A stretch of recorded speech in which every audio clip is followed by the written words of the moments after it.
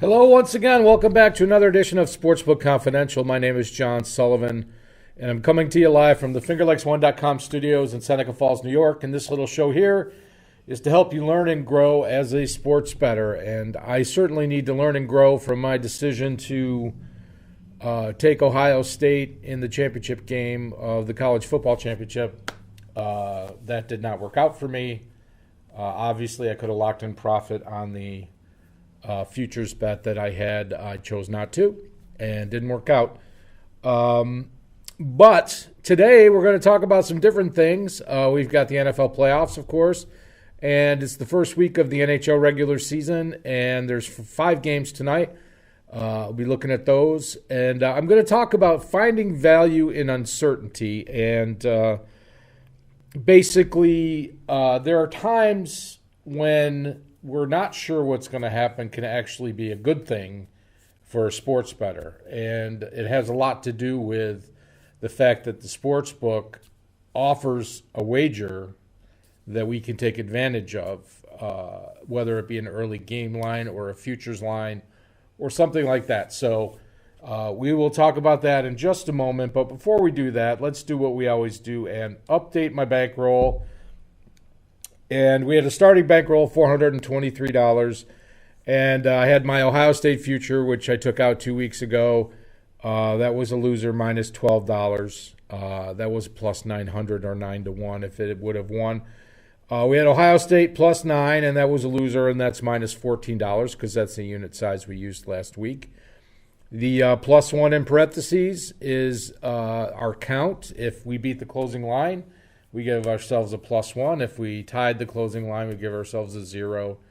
And if we do not beat the closing line, we get a minus 1. So for college, that wraps up the season. And I, have gone on and on about how I'm not very good at handicapping college sports. There is an awful lot to follow. And I don't feel like the coach, even though many people complain about the coaches in the NFL, I feel like the coaching level is not as good in college as it is in the NFL. And there is can often be a lot of motivation issues. And over the long run, the professional athletes perform more closely to projection than the college ones do. Now, that does offer a lot of value. In the college game, there can be lots of big upsets and big paydays. I've just had more success with pro sports. And speaking of, we had 2 games in the playoffs last week. We had the Washington football team, a.k.a. the Ballers, plus 8. And that was a push. And no change to the bankroll there. And 8 was the closing line. So that was a 0 all around for us. Heineke played very well for the Washington team. I would not be surprised if he was the starting quarterback next year for them, assuming Rivera liked the way he played. And then I took the Ravens minus 3.5 at plus money, and that was a winner. And that's plus $14 to the bankroll. I'm giving myself a 0 on the count for this one. The line was 3 when I made the wager, but I chose to take 3.5. The line closed at 3. So if you do the math, that is a loss of $12 on the week, and that makes our new bankroll $411. Dividing by 30, as we always do, gives a new bet size of $14 going forward. And our count actually went up 1 for the week, so that makes our new count plus 13 for the football season. And I'm going to reset the count when we get into other sports. But between now and the Super Bowl, we'll keep a count going on our football wagers. And that's a new high for me for the season. So let's move into today's sportsbook lesson and talk about uncertainty in sports betting. So I have some stuff written here up on the screen that's going to set us up for some concrete examples about uncertainty. So sports betting, like other games such as poker, is decision-making based upon incomplete information. You're making a decision who's going to win this game. how many points are going to be scored in this game based upon incomplete information. The game hasn't been played yet, but we do know what each team is going to try to do. We think we know which players are going to be on the field and how they're going to interact with each other. But it's incomplete information. We don't have, we don't have all the inside info. We don't have all the COVID tests, and we don't have all the game plans and strategies. So we can use past performance and modeling to predict outcomes on future events, and that's what I try to do here. I show you my football projections every week and how they compare to the lines, and that's how I decide which wagers I'm going to make. However, these predictions are not always successful, as you can tell. The second half of the NFL season, I did not do very well. The first half, I did okay. But obviously, they're not going to be right 100% of the time. You're lucky if they're right 55% of the time. Now, even though those projections are not always right, in some instances, the incomplete information can give us a potential advantage in placing wagers. And this is what I was talking about before, how the Sportsbook is going to offer a payout. Like today, I can bet on the next World Series champion or the next Kentucky Derby champion. And the Sportsbook will offer me a payout on almost anybody. Well, in the case of baseball, any team. In Kentucky Derby, they'll give a list of, maybe 25 horses, and there might be somebody else that wins that is not on that list, but it's not, it's abridged. It's not unabridged. So when a sportsbook offers a payout on an upcoming event, they cannot factor or predict all outcomes. And they are giving you a line which does one of two things. It protects their risk. It protects the risk versus reward of their market.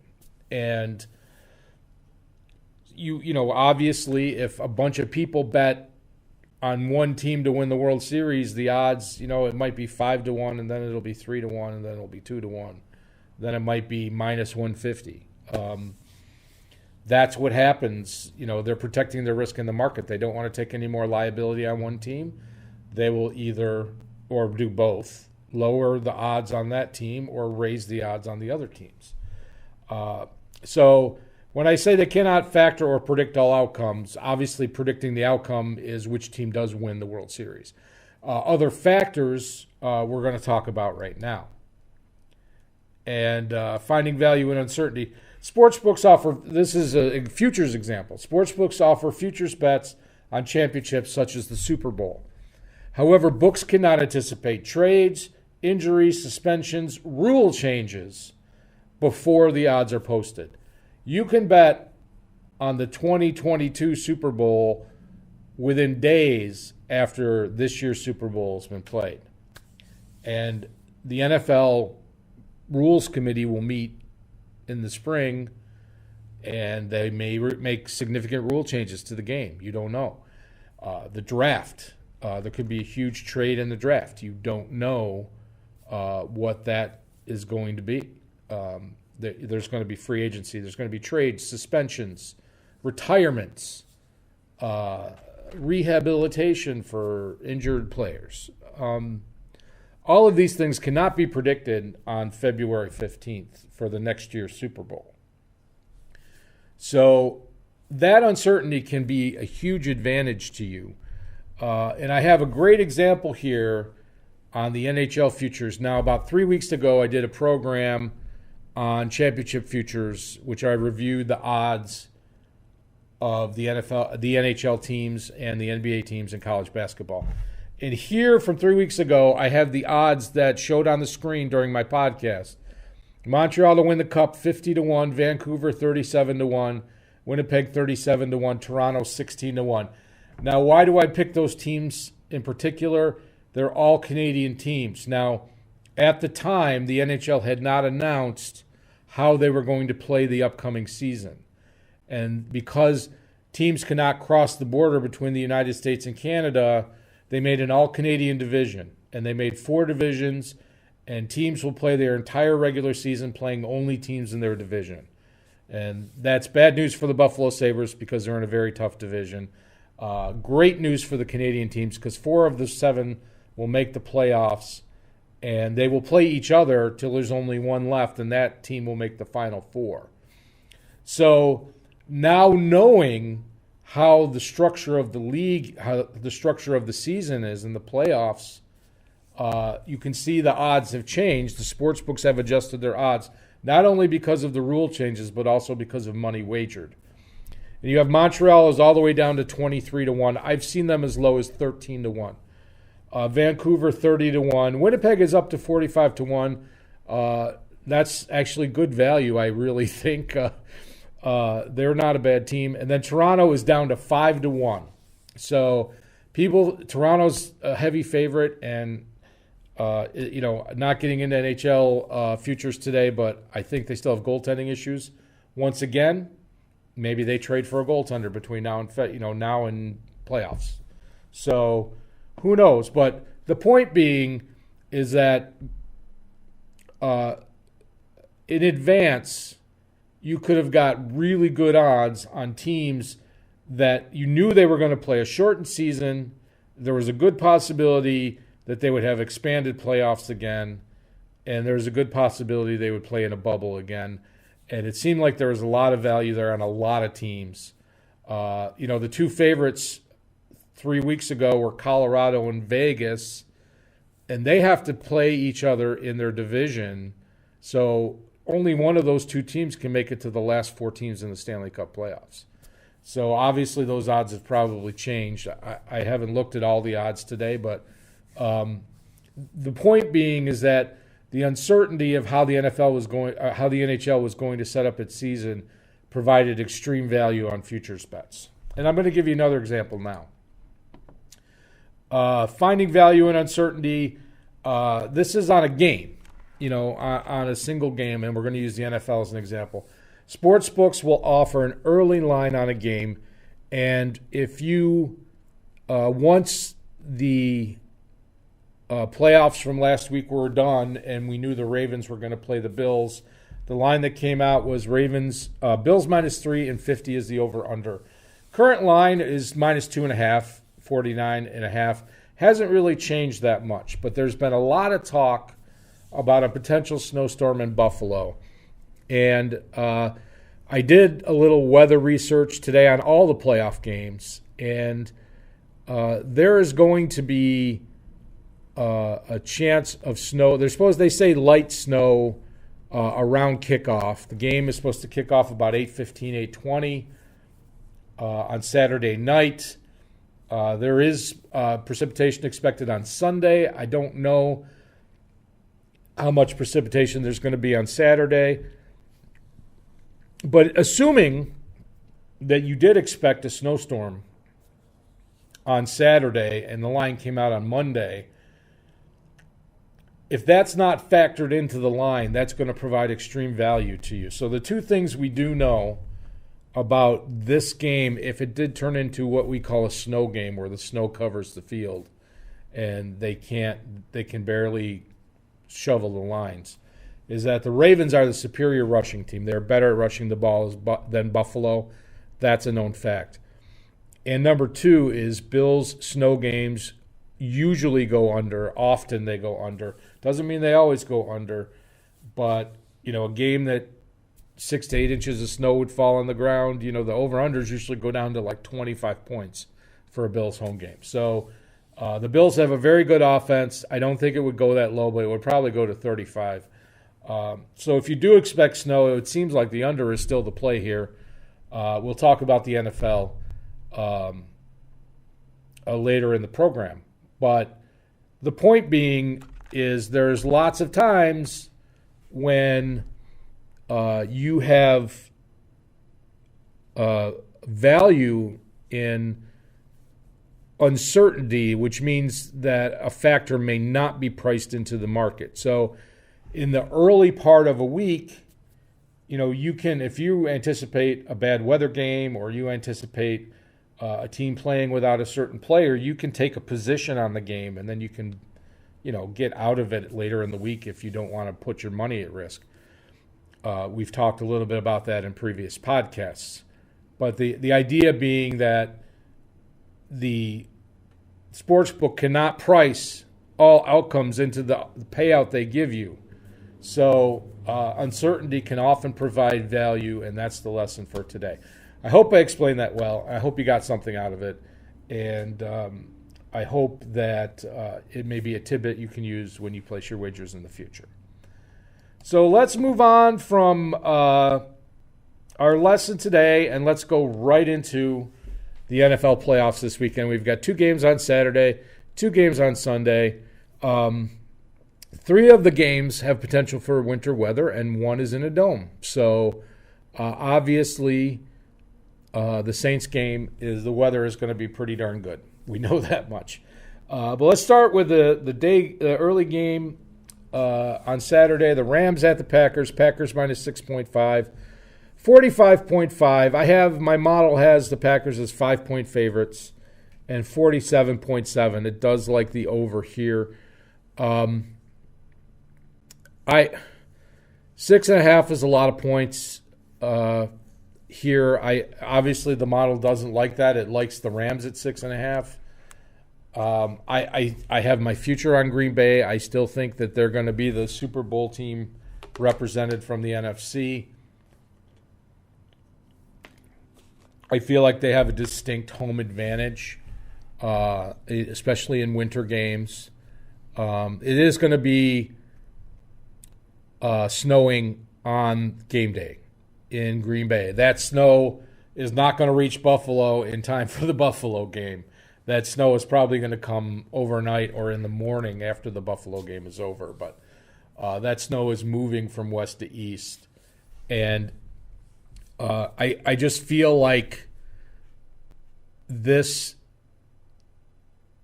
home field advantage is, of the 4 games that exist on our schedule here, this one has the best home field advantage of all 4 games. Whether that translates into covering 6.5 points, I don't think so.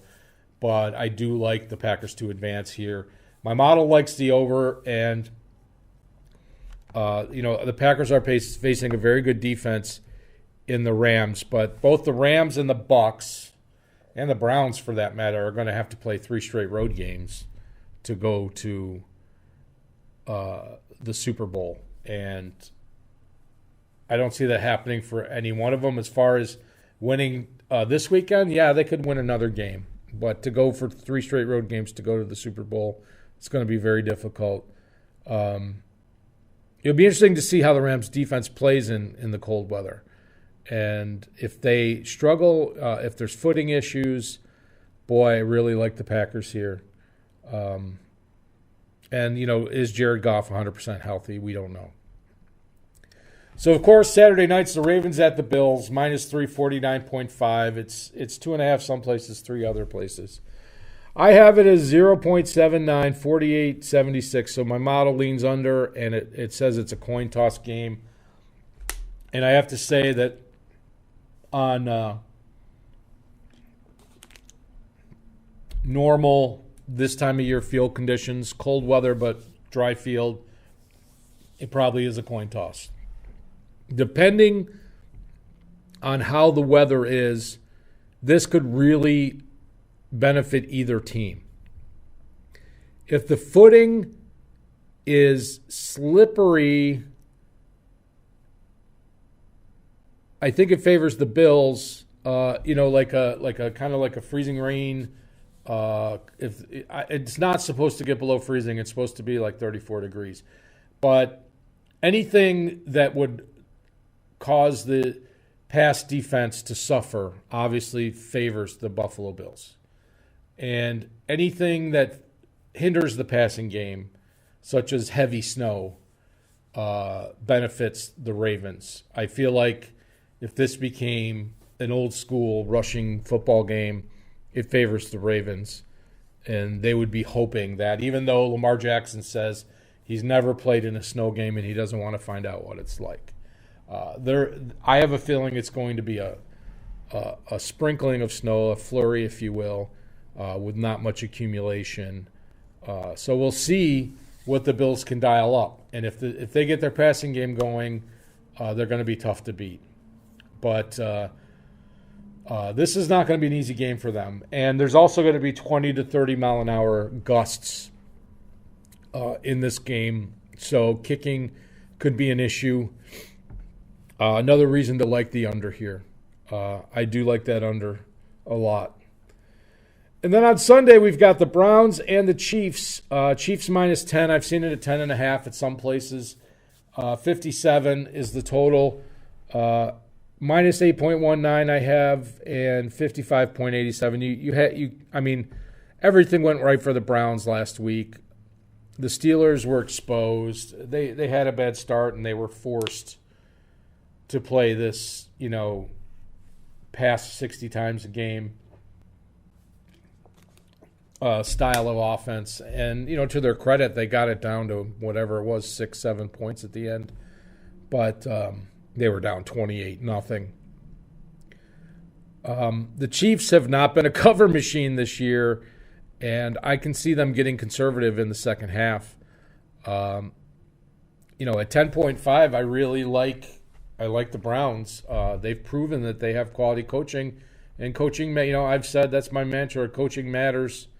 Even though Stefanski was not on the sideline last week, they executed an excellent game plan. Have a great rushing tandem in Cleveland, and that balance, if successful, can create long, sustained drives, and that's what Cleveland doesn't want to shoot out with. They wanted to shoot out with Pittsburgh. They don't want to shoot out with Kansas City.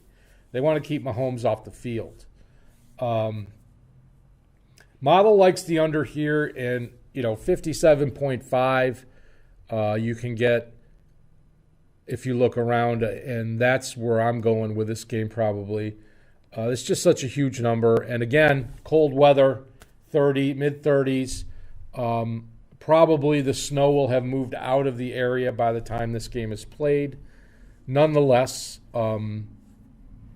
probably limited practice time on the field before the game, assuming they have to shovel out. I don't know. We'll see. But it leans Browns and under there, and both of those bets, I could see an argument for making either one of them. And then finally, we have the Bucs and the Saints for the third time this season. The Saints won both of the first two meetings. They're 3-point favorites at home, 52. I have it at 2.44 and 53.85. So there's not a lot of room there, but it does lean to the over, and I feel like that's what you're looking for. You've got Drew Brees back. You've got Michael Thomas back. You've got the running backs for New Orleans, COVID-approved or COVID-free, if you will, for this game. So you've got Kamara.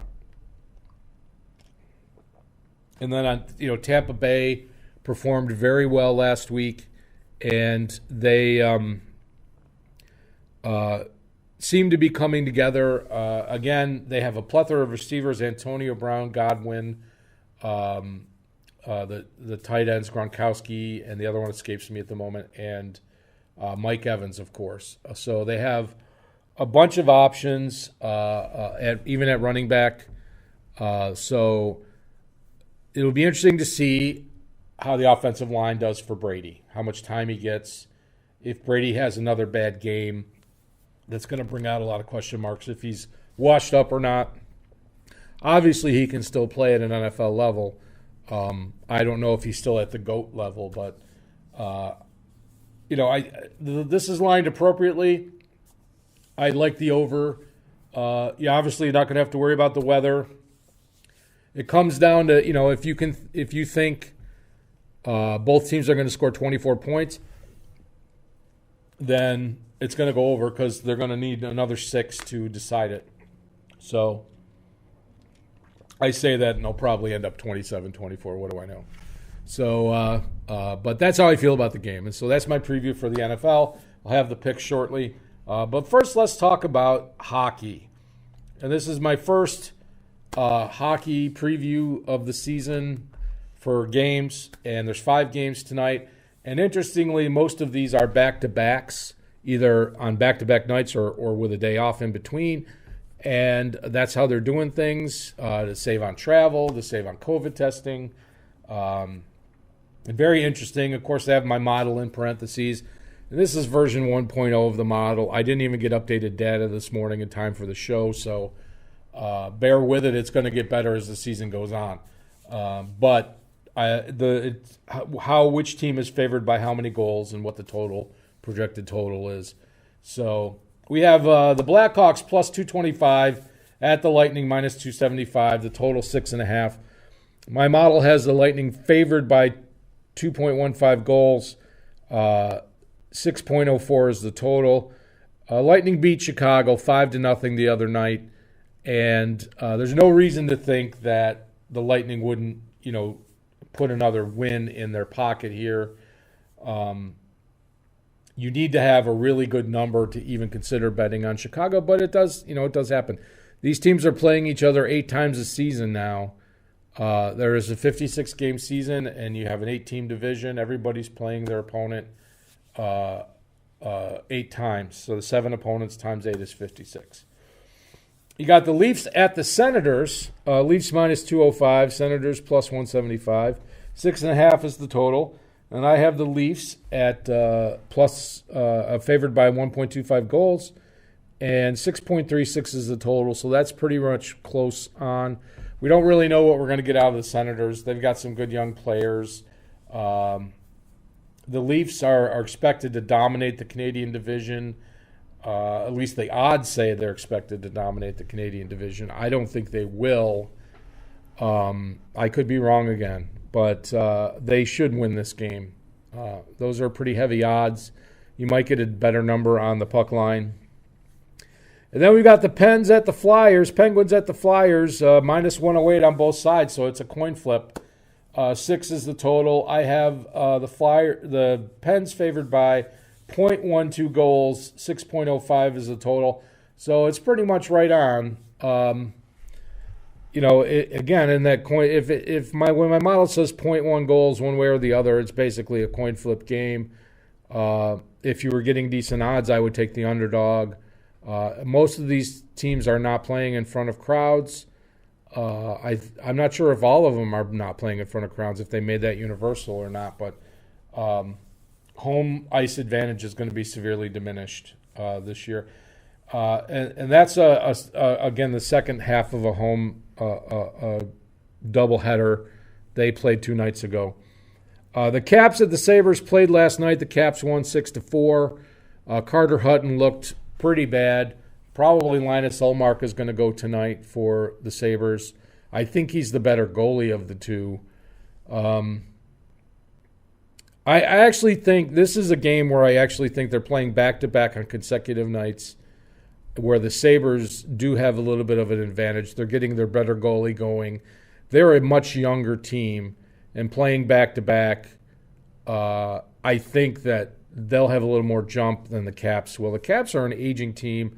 Ovechkin, Chara, Carlson, Backstrom, Oshie, those guys, Brendan Dillon. There's a lot of older players on that team, and they're good players. Don't get me wrong. They looked really good last night. But I think the Sabres have a fighting chance in this one. But I would like to see the odds go up a little bit more, maybe like plus 130 or 135. And then finally, the Blues at the Avs. I have the Blues as 0.29 goal favorites. The Avs, I believe the Avs won that game. They played on Wednesday. Rematch at the same arena in Colorado.